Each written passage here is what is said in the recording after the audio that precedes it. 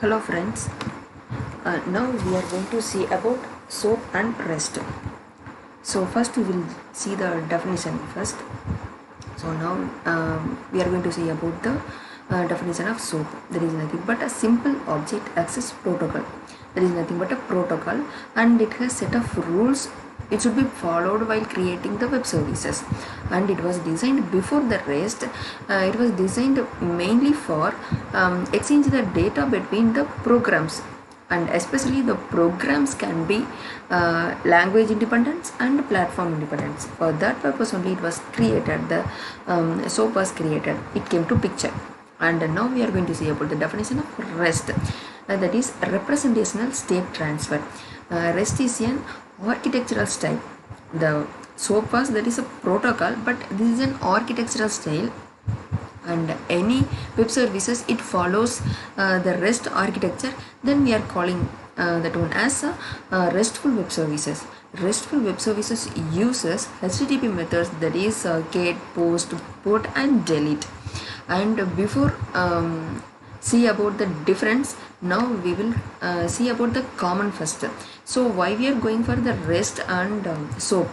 Those two things mainly we are going for to access the resources remotely. For that purpose only we are going for the REST or SOAP. So now we will see about the difference. So difference for SOAP and REST.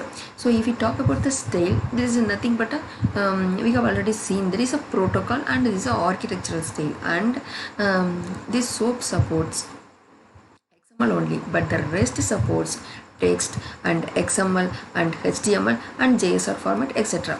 And the data format over the network from here to there is here XML format, but here in REST that is JSON format. If we talk about the security, so the SOAP has its own security policies, but there is built-in mechanism we can say. But here the REST, there is no built-in mechanism, and if we need the security it should be inherited from transports. And if we talk about the bandwidth, SOAP requires more resources and bandwidth, but here REST requires less resources and less bandwidth.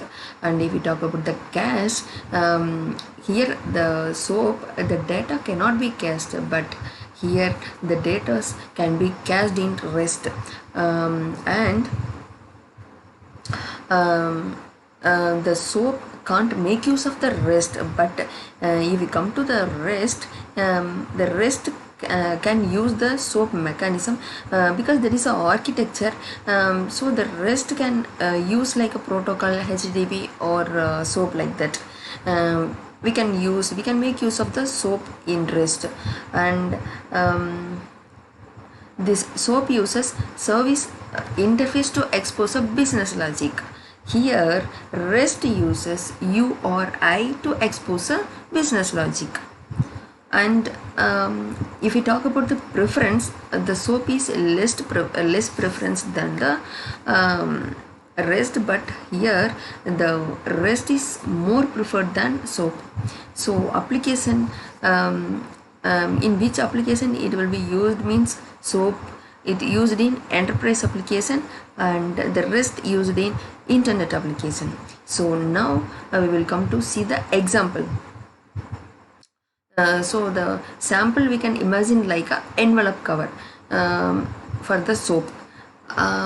So it needs more bandwidth and well secured also. So if you see the example here, is a example of SOAP messages.